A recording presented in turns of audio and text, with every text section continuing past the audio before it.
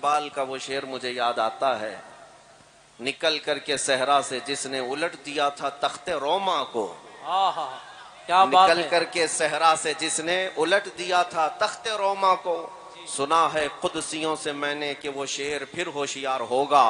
کیا بات ہے، اقبال نے 100 سال پہلے کہا تھا کہ وہ شعر پھر ہوشیار ہوگا جو پورے تخت روما کو الٹ دیا تھا، اور ہم اب دیکھ رہے ہیں وہ وقت قریب آ چکا ہے۔ کیا بات ہے، واہ، ہندوستان کے ہر بستی سے الحمدللہ آوازیں اٹھنے لگی، میرے نبی پاک کے فدائی اور عاشقین اب زندہ ہونے لگے۔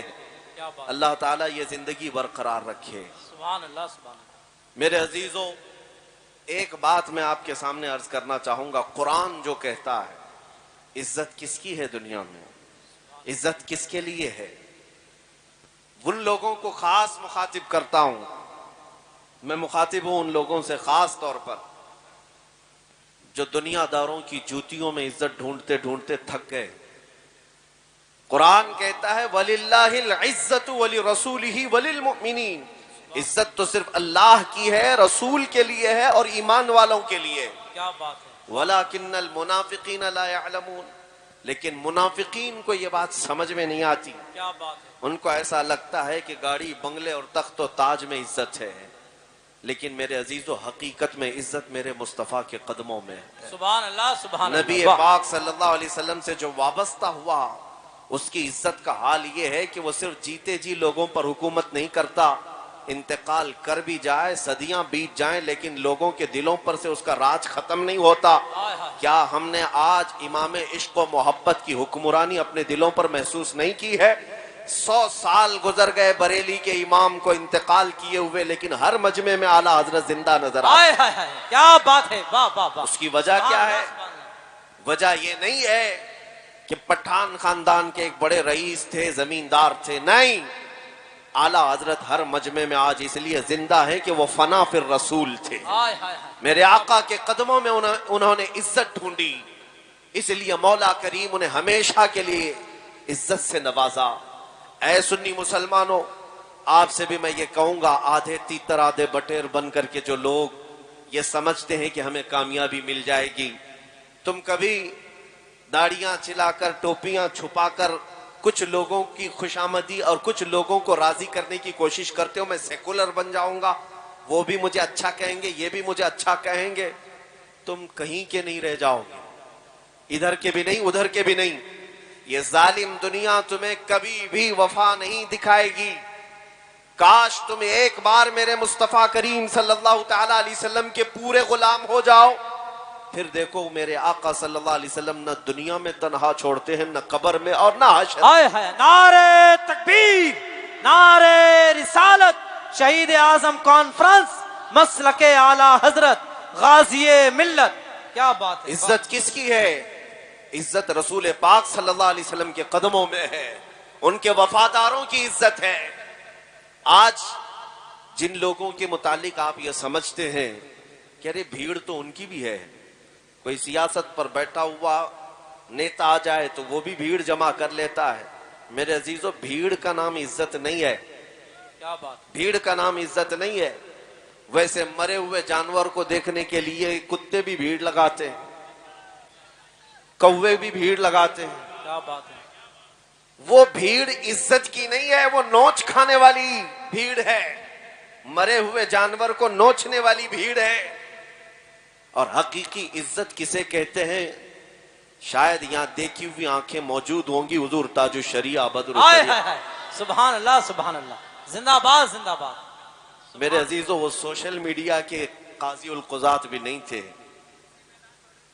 میرے عزیزو، ہاں مجھے بتایا شیش گڑھ والوں نے کہ حضور تاج الشریعہ رحمۃ اللہ تعالی علیہ اس میدان میں تشریف لائے، سبحان اللہ، سبحان اور میں جب یہاں آیا ہوں تو ان کا ایک ادنا غلام بن کر کے آیا ہوں، سبحان اللہ، سبحان اور میرے پاس جو نسبت ہے زندگی بھر فخر کرنے کی وہ انہی قدموں کی نسبت سے، ہائے ہائے، سبحان اللہ، الحمدللہ میں نے عزت دیکھی ہے بڑے بڑوں کی۔ اگر کوئی یہ سمجھتا ہے کہ بہت گورے ہونے کی وجہ سے لوگ عزت کرتے تھے تو یہ تمہاری خام خیالی ہے۔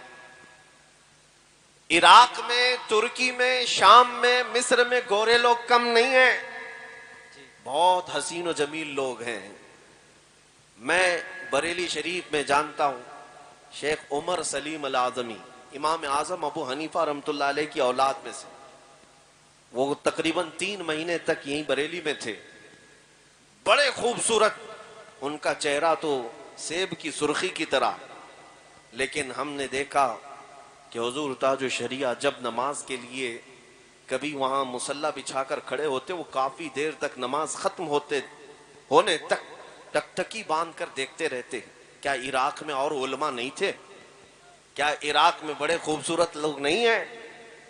उन्होंने जो खुद हमसे कहा था वो बात मैं आपके सामने रखता हूं।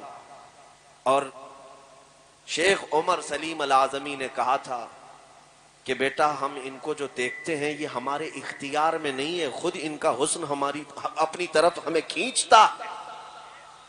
और फिर उन्होंने कहा ये हुजूर पाक सल्लल्लाहु तआला अलैहि वसल्लम के सच्चे इश्क की बरकत है जो सीना इनका लबालब भरा हुआ है। इज्जत इस बात की है, अभी अगर मैं जिक्र करने लग जाऊं तो यहां उर्से ताजु शरिया ही हो जाएगा, लेकिन मेरा मौजू है हुजूर पाक की मोहब्बत।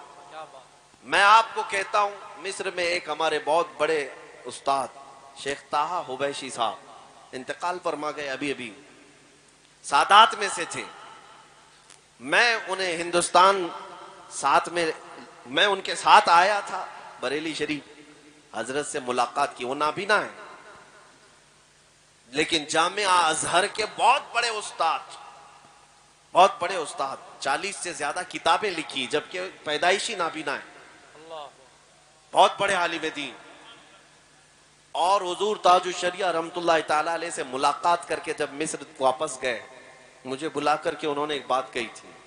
कहा बेटा, तुम्हारे शेख के पास एक अत्तर है जो वो खुशबू लगाते हैं, शायद वो हिंदुस्तान में मिलती है, मुझे वो लाकर दो।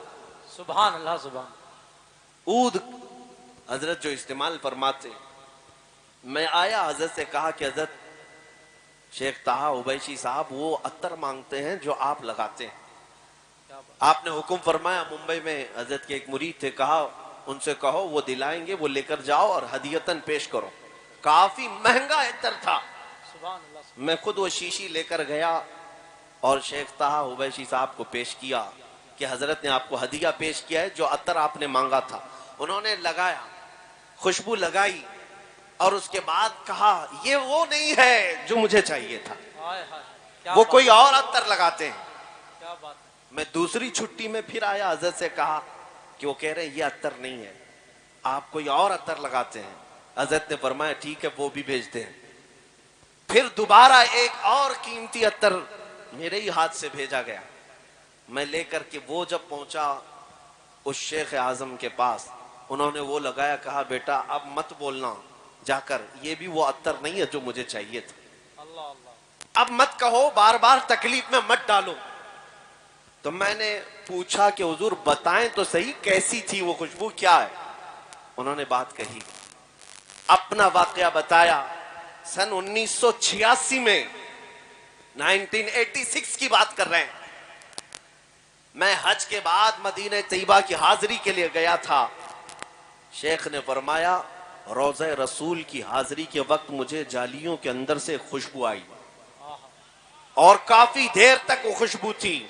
मैंने वहां के मकामी लोगों से पूछा जो जिम्मेदार है, अंदर रोज़े रसूल पर जो खुशबू लगाई जाती है ये खुशबू कहां से आती है?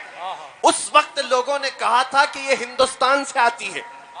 वाह वाह, मुझे इस बात पर फख्र है, सुभान मेरे अल्लाह। आका के रोजे पर हिंद से खुशबू गई।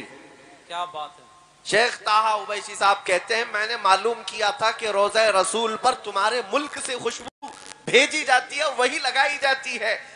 कितने साल हो गए? सन 1986 से लेकर मैं 2010 की बात कर रहा हूं। 2010 की बात, तकरीबन 25 साल गुजर गए।